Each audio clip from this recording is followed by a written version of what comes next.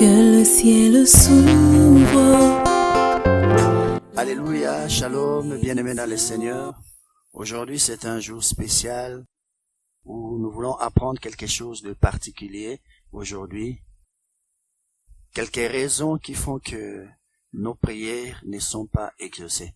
Plusieurs se posent la question, pourquoi je ne suis pas exaucé?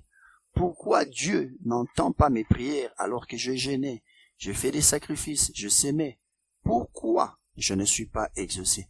Nous allons commencer une série d'enseignements où je vais vous révéler certaines raisons pourquoi nous ne sommes pas exaucés. Retenez que Satan n'a pas peur des gens qui prient beaucoup, mais des gens qui prient et qui sont exaucés. Pourquoi donc les gens sont exaucés facilement et certains traînent en longueur dans les jeûnes et prières, mais ils n'ont aucun exaucement? Il y a plusieurs raisons qui justifient cela. Numéro 1. Les intentions de votre requête. Les psaumes 66, les versets 18 et les versets 19, nous allons lire dans la version Parole de vie. Il est dit ceci: si j'avais eu de mauvaises intentions, le Seigneur ne m'aurait pas écouté. Mais Dieu a écouté, il a fait attention à ma prière. Le psalmiste est en train de dire, si j'avais eu de mauvaises intentions, Dieu ne m'aurait pas écouté. Mes intentions déterminent si Dieu va m'exaucer ou pas. Pourquoi j'ai besoin que Dieu m'exauce? Quelles sont mes intentions premières? Et le psalmiste dit, si j'avais eu de mauvaises intentions, il ne m'aurait pas exaucé. Mais parce que Dieu a jaugé au fond de moi-même et il a remarqué que j'avais de bonnes intentions, le psalmiste dit, c'est comme ça qu'il m'a exaucé. Quand vous venez dans la présence de Dieu, vous devez vous dire, quelles sont les intentions? Pourquoi je veux tel exaucement? Si vous ne déterminez pas vos intentions, vous risquez de traîner en longueur dans la prière et de ne recevoir aucun exaucement. Mon intention, c'est que vous soyez exaucés. Et le plus tôt possible, s'il est possible, que vous soyez exaucés. Nous allons donner deux raisons, deux formes d'intention qui feront que vous soyez exaucés ou bien vous puissiez traîner en longueur. Lisons Jacques 4, le verset 3. Il est dit ceci, vous demandez et vous ne recevez pas parce que vous demandez mal, dans le but de satisfaire vos passions.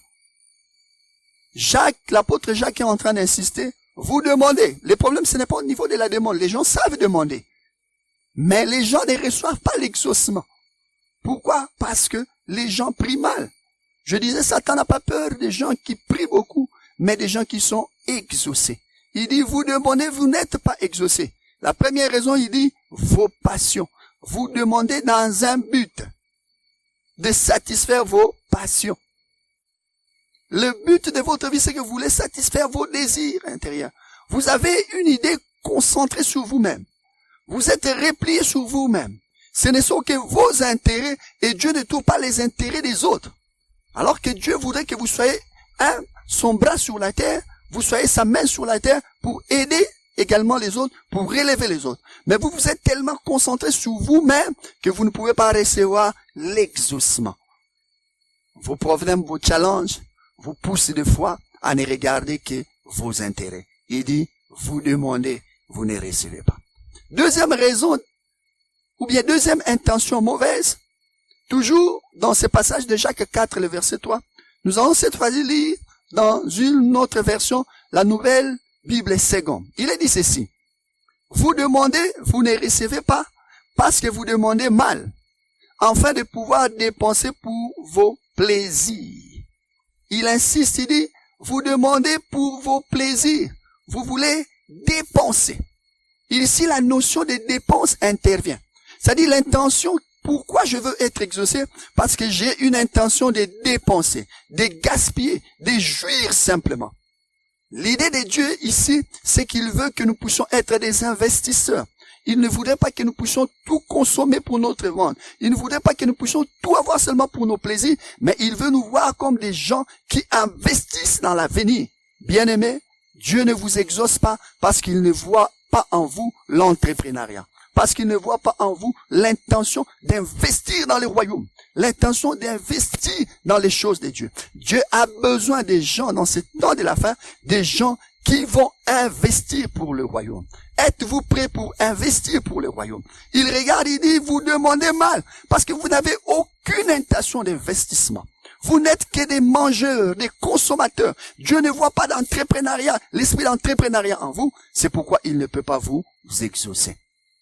Je vous en conjure, demandez à Dieu, mais demandez avec l'intention d'investir dans le royaume, d'investir dans les choses de Dieu. Dieu voit déjà vos intentions, c'est que vous voulez tout gaspiller. Même la dîme, les offrandes, vous ne pensez pas à ça.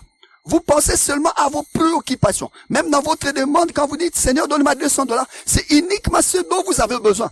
Vous ne pensez pas au royaume. Vous ne pensez pas à son église. Vous ne pensez pas à son œuvre. Vous ne pensez pas aux pauvres, aux veuves, aux orphelins.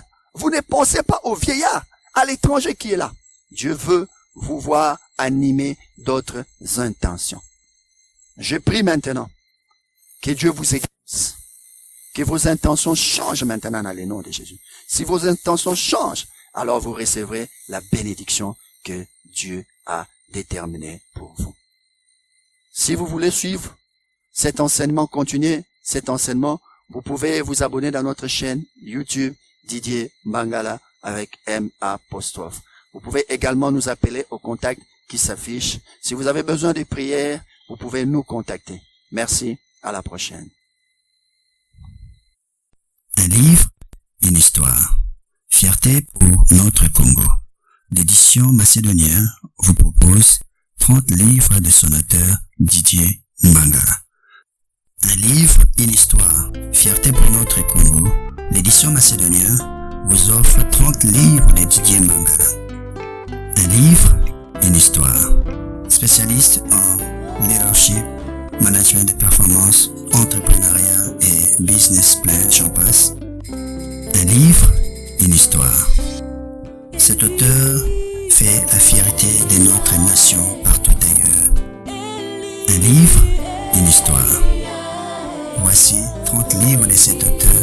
Vous pouvez désormais les trouver sur nos points de vente qui sont indiqués. Un livre, une histoire. Une histoire, ça se raconte maintenant.